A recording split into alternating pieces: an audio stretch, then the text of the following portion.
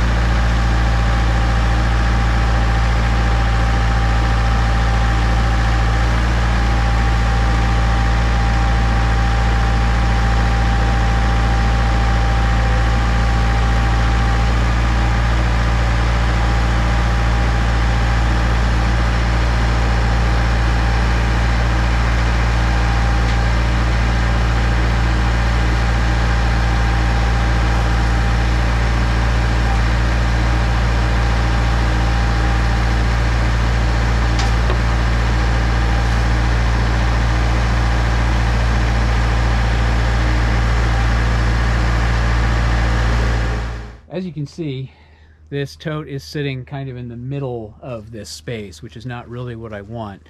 I want to be able to have it tucked all the way in the back so that I could put two of them in here, one in front of the other. The problem that I have is, I think, though I haven't confirmed, that this will probably take some abuse and some damage if I start driving the tractor onto the gravel here. I don't want to test that theory today because I've got other work I need to do, but the at least short-term plan is I think I'm going to grab a couple of planks to drive onto so that I can get this tote further into the back of the woodshed and stack them at least 2 deep that way. So that's what I'm dealing with here. At least this wood is out of the weather for now, which is the first thing I wanted to do, is just get it protected. But then I will need to do some storage optimization in here. Obviously, I could store a lot more wood in here if I stack it against the walls that aren't built yet. Floor to ceiling, this thing would hold, I think, 10 cords of wood or so with better stacking.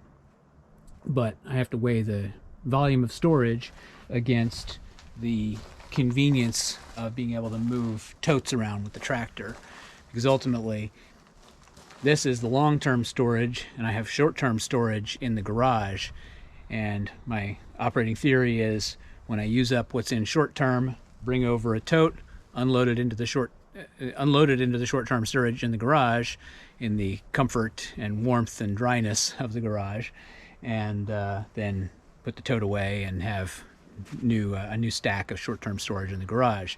You just repeat that cycle. But for now, this will do the job for today. I'm going to have to work on making a couple of planks that are sturdy enough to drive onto and distribute the weight so that I'm not destroying my brand new gravel pad.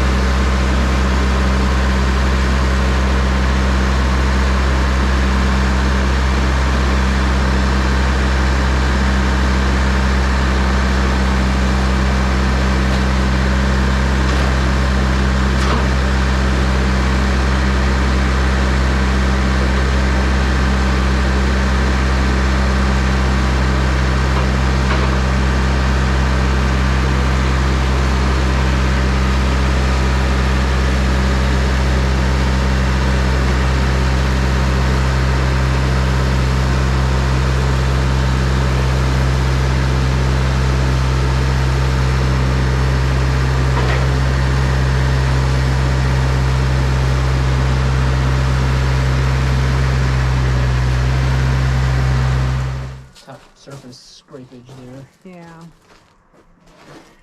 Not ideal. Just picked up a lot of dirt going through my very uneven road. I mean, I don't know if like you could get pallets to put the crates on so you wouldn't drag it on the way out.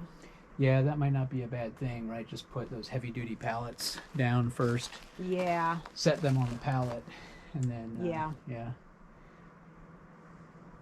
Yeah, sinking a bit. What about the orange boards? Would the orange boards hold the weight of that? I mean, they theoretically hold the weight of the pickup truck, which is heavier than the tractor.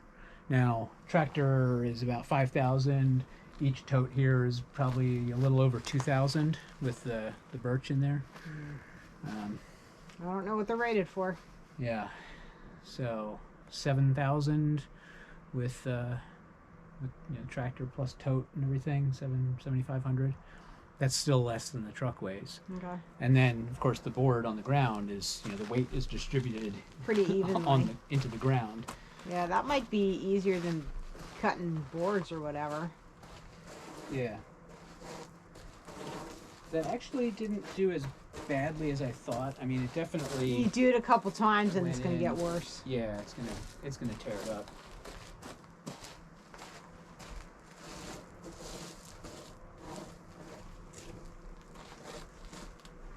But gravel versus concrete, is what it is. All this gravel was $200 delivered, so. Orange boards next time. Orange boards and some pallets. Yeah, I'll try the orange boards, and we can try the I'll get a couple planks out and try those too, because they can be even longer and distribute the weight even more. So when we talk about the orange boards, we're talking about MaxTrax, or the Chinese knockoff equivalent that I've got that we use for traction if we're taking the truck off-road. Those could help distribute the weight of the front wheels of the tractor as it goes into the gravel here.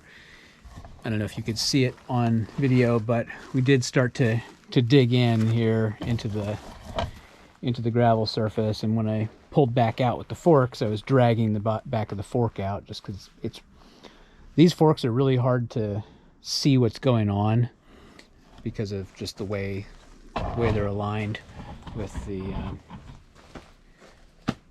sight lines from the seat of the tractor just aren't very good. So it is what it is. At this point, I've got to hang this up and go work on some other projects. Thanks for watching. If you're enjoying this content, then go ahead and give me a big thumbs up. If you want to see more of it, then subscribe, and we'll see you in the next video.